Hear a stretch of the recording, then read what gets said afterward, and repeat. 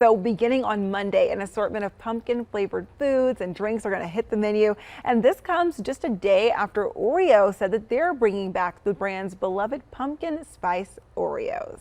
It's never too soon.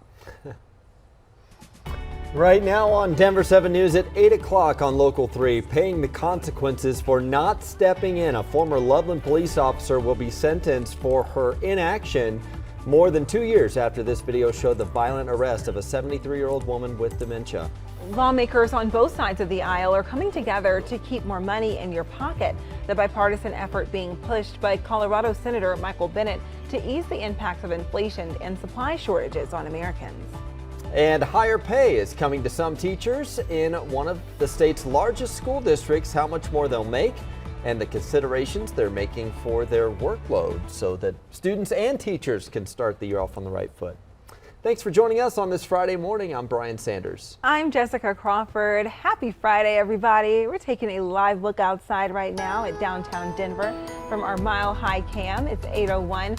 Another hot day is ahead to wrap up our work week, but we could get a bit of a cool down. We will, yes. It looks like by the end of the weekend, temperatures will hover in the high 70s to low 80s for highs, which is where we are right now, already 77 degrees out at DIA with winds sustained from the southwest at 9 miles per hour. Now we have one more very hot day ahead, expecting 97 by 3 p.m. at DIA. The record is 99, and usually in early August, we average in the upper 80s for the metro area, and we'll get back there over the next several days, but could be a great afternoon to head to the pool. We'll be in the upper 90s through 1 o'clock under a mostly cloudy sky. We do have the chance for isolated thunderstorm activity across the plains, but mainly the mountains this afternoon. We'll see that widespread rain and move in through about 3 o'clock. Triple-digit heat returns to southeastern Colorado and up through Greeley and Sterling. No risk of severe weather, Jason, but could be seeing some of that rain into the mountains right around 5 o'clock. And obviously it's going to be a dangerous situation with being up on some of the high peaks with the lightning, but we do have a good drive here expected on I-70. Obviously to be busy this weekend. Right now, northbound I-25 is the hot spot with that crash that we had right at 6th Avenue. From the camera back here at Alameda, you're still seeing a lot of the stop and go traffic as you're trying to get past it up to 6th Avenue, unfortunately. And the drive time overall from the Denver Tech Center is running at a half an hour, but that's also calculating the time getting through the Denver Tech Center up here to University and then that slow traffic on into downtown Denver. We still have the closure of the southbound side of Tower Road right here where it turns into Reservoir at Mansfield. That's going to take you over to Buckley to get around it over to Quincy. We had a fatal crash, unfortunately, this morning that has that section closed down. The northbound side going from Quincy to Hamden is open, but the rest of the drive here looks pretty standard for us. I-76, I-25 into downtown, and that drive to or from Boulder. Well, this video here is hard to watch. The arrest of Karen Garner, caught on camera more than 2 years ago. Still hard to put your eyes on this. Today, another Loveland officer will learn of her fate for her role in this brutal assault. Denver 7's Veronica Acosta has a breakdown of the charges that she's facing ahead of today's sentencing.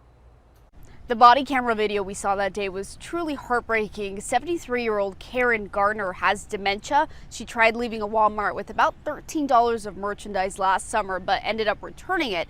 Despite that, she was stopped by 2 officers as she was walking alongside the road there. One of those officers actually pinning her down. Her arm was broken, shoulder dislocated, and this morning, the second officer involved in the incident, who stood by and did nothing while the other officer hurt Garner, will be sentenced. Austin Hopp, that's the first officer that we were talking about. He took a plea deal and was sentenced to 5 years in prison. Daria Jalali, she's the second officer. She'll be sentenced for failure to intervene on a police officer's use of force, which is a misdemeanor. Other charges were dropped as part of a plea deal she took. She does face up to 364 days in jail and or a fine of up to $1,000. As for the Garner family, they reached a settlement with the city of Loveland. This was back in September for about $3 million. In Fort Collins, I'm Veronica Acosta, Denver 7. We do have some breaking news this morning because China has announced sanctions against the U.S. days after House Speaker Nancy Pelosi visited Taiwan. Leaders say they are not talking with the U.S. right now about things like climate change, military issues, or anti-drug work. Meanwhile, in Tokyo, Pelosi said China will not isolate the self-governing island of Taiwan by preventing U.S. officials from traveling there.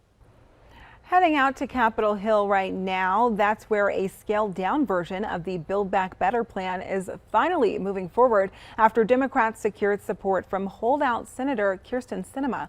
Here's a preview of tomorrow's planned Senate vote on what is called the Inflation Reduction Act. The measure would rein in certain prescription drug prices and impose a minimum 15% tax on big corporations.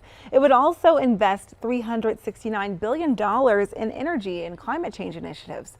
On the Senate floor, Colorado's Michael Bennet urged lawmakers to pass the bill quickly. Frankly, I don't know how many people can go home and say they voted against a balanced approach to achieve energy independence, fight climate change, and lower costs for families at this moment in our history. The president's calling it a critical step towards reducing inflation and the cost of living for American families.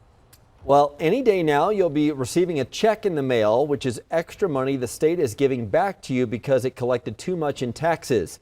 But in that same envelope is a letter from Governor Jared Polis, and it's created some controversy.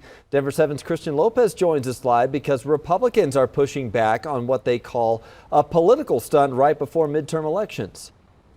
Yeah, they are, and you should be getting that check in the mail in the next 2 weeks or so. It is your Tabor refund, named after the law that requires Colorado to give you money when there's more than usual. Uh-oh. Yeah, we're having some audio trouble. She just realized that too, so we hope to get back to her here shortly. The money that you're receiving from those Tabor refund checks is going to be so helpful for families, and teachers in Jefferson County are also getting a boost in pay. Its teachers union will vote next week on a new agreement for salaries to be set to a new range from $50,000 to more than $100,000. The union estimated the average increase in pay is about 9%, but there are also improvements to contracts to help protect the workload of teachers who work with students who need additional help. Kids go back to school next week in Douglas County and in Aurora and several other districts, but today the Denver Public Schools Foundation is hosting volunteers at 2 schools. People can do a variety of activities from, helping paint the school, clean the yards. This is the way for us to have the community connect with the classrooms, with the schools, and help out in preparing the school for the new school year. Yeah, exciting time. They're going to be packing up school supplies. You can learn more on the DPS Foundation's website because they need volunteers and donations throughout the year for many other projects. As you get the kids ready for their school year, be sure to tune in to Denver 7 News starting at 4:30 a.m. Monday morning. We will have your back to school forecast and any traffic alerts you need to know about and all the news you need before you head out the door. I've been working 2 to 3 jobs while doing classes. Sounds like a tough situation. Up next, putting the focus on families instead of profits. We'll dive into a local university's plan to freeze tuition for the next few years. There's a lot of negative narratives out there about higher education, that it's not affordable, that there's no ROI, and actually it's not true. The lawsuit Colorado is now joining in response to Florida's Don't Say Gay law.